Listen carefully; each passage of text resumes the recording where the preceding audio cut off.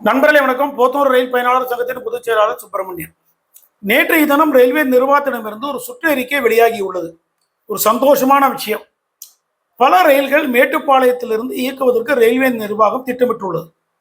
அதாவது அமிர்த் பாரத் திட்டத்தின் கீழ் மேட்டுப்பாளையம் போத்தனூர் ரயில் நிலையங்கள்லாம் மேம்பட்டு வருகிறது. அதில் மேட்டுப்பாளையத்தில் கூடுதல் நடைமேடையை உருவாக்கி வருகிறார்கள். இந்த பணிகள் எல்லாம் ஓரிரு மாதத்தில் முடிந்துவிடும். முடிந்தவுடன் தற்சமயம் கோவையிலிருந்து இயக்கக்கூடிய வண்டிகள் இனி மேட்டுப்பாளையத்திலிருந்து இயக்குவார்கள். அதாவது கோவையிலிருந்து சென்னை செல்லக்கூடிய வந்தே பாரத் ரயில் மேட்டுப்பாளையத்திலிருந்து துவங்கலாம். அதே போல் 2 வண்டிகள் கோவையிலிருந்து மங்களூருக்கு செல்கிறது. Kovai Mangalore intercity express, Kovai Mangalore unreserved express. இந்த 2 வண்டிகளும் மேட்டுப்பாளையத்திலிருந்து புறப்படலாம். அதேபோல் கண்ணூரிலிருந்து கோவைக்கு வரக்கூடிய அன்ரிசர்வ்ட் எக்ஸ்பிரஸ் மேட்டுப்பாளையம் வரை சென்று மேட்டுப்பாளையத்திலிருந்து கண்ணூருக்கு செல்லும். அதேபோல் மதுரையிலிருந்து கோவை வரக்கூடிய அன்ரிசர்வ்ட் எக்ஸ்பிரஸ் மேட்டுப்பாளையம் வரை சென்று மேட்டுப்பாளையத்தை வந்து இயக்கப்படும்.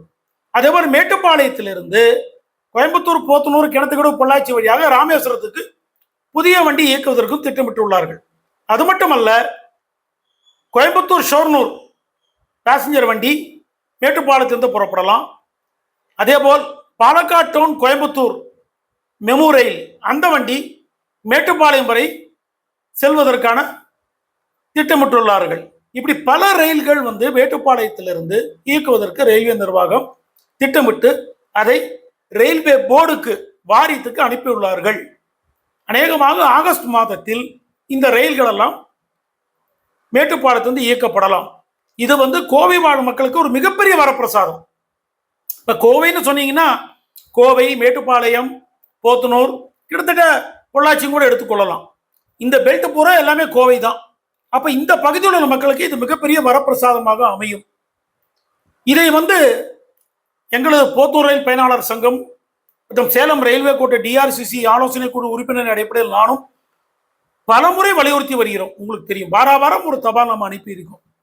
இப்போ இந்த வாரத்துக்கு கூட பார்த்தீங்கன்னா தூத்துக்குடி எக்ஸ்பிரஸ் கோயம்புத்தூர்லேருந்து தூத்துக்குடி போயிட்டு இருந்த வண்டி, ஃபாஸ்ட் பேசஞ்சர் வண்டி இயக்கப்பட வேண்டும் என்று கேட்டிருக்கோம்.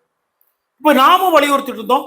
பல சங்கங்கள், கோயம்புத்தூர்ல கூட ரயில் சங்கங்கள், மேட்டுப்பாளையத்தில் இருக்கிற ரயில் சங்கங்கள், பொள்ளாச்சியில் இயங்கக்கூடிய ரயில் சங்கங்கள், இவர்கள் எல்லாருமே வலியுறுத்தி வந்தாங்க.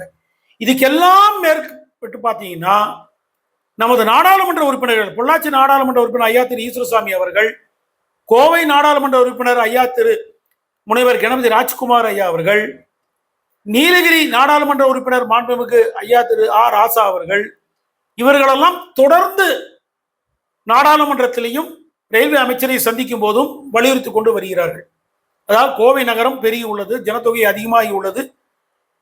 பல ஊர்களிலிருந்தும், பல நாடுகளிலிருந்தும், பல மாநிலத்திலிருந்தும், மாவட்டத்திலிருந்தும் கோவை நோக்கி மக்கள் தினசரி வந்து செல்கின்றார்கள்.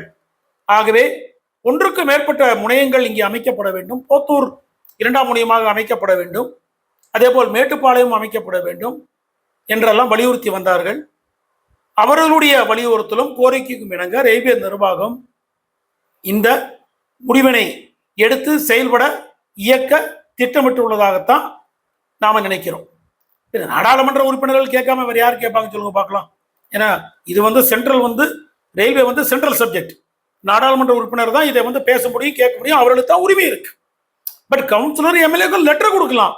பட் வேல்யூ நீங்க பாத்தீங்க அப்படின்னா நாடாளுமன்ற உறுப்பினர் அவர்களுக்கு தான். அது மட்டும் போதாது. சேலம் ரயில்வே டிவிஷனுடைய அதிகாரிகள், குறிப்பாக டிவிஷன் ரயில்வே மேனேஜர் அவர்கள், commercial manager, operation manager, additional divisional railway manager, இவங்கெல்லாம் கடுமையாக சிபாரிசு பண்ணியிருக்காங்க. சதர்ன் ரயில்வே அதிகாரிகள், மேனேஜர் அவர்கள் சிபாரிசு பண்ணியிருக்காங்க. இவர்களெல்லாம் பண்ணா மட்டும் போதாது. மத்தியில் ஆளக்கூடிய அரசு, பாரத பிரதமர் திரு நரேந்திர மோடி அவர்களும் சரி, அதேபோல் ரயில்வே அமைச்சர் அஸ்வினி வைஷ்ணவ் அவர்களானாலும் சரி, மாண்புமிகு அஸ்வினி வைஷ்ணவ் ஆனாலும் சரி, இவர்கள் எல்லாமும் இதற்கான ரெக்கமெண்டேஷன்ஸையும் கொடுத்து இயக்குவதற்காக திட்டமிட்டு இருக்கார்கள். ஆகவே இது கோவை வாழ் மக்களுக்கு கிடைத்த மிகப்பெரிய வரப்பிரசாதம். ஆகவே நாம் இவர்கள் அனைவருக்குமே நன்றியை தெரிவித்துக் கொள்கின்றோம். நாடாளுமன்ற உறுப்பினர்கள், டிவிஷன் ரயில்வே மேனேஜர் சேலம், தென்னக ரயில்வே மேனேஜர் சென்னை, அதேபோல் ரயில்வே போர்டு வாரிய தலைவர், ரயில்வே அமைச்சர் அவர்கள், பாரத பிரதமர் அவர்கள், இவர்கள் அனைவருக்குமே நாம் நமது நன்றியை தெரிவித்துக் கொள்கிறோம். நம்முடைய அல்டிமேட் எய்ம், கோல் என்னன்னா மக்கள் பயனடைய வேண்டும். உங்களுக்கு இந்த காணொலி பிடிச்சிருந்தா லைக் பண்ணுங்க, ஷேர் பண்ணுங்க, சப்ஸ்கிரைப் பண்ணுங்க. நன்றி, வணக்கம்.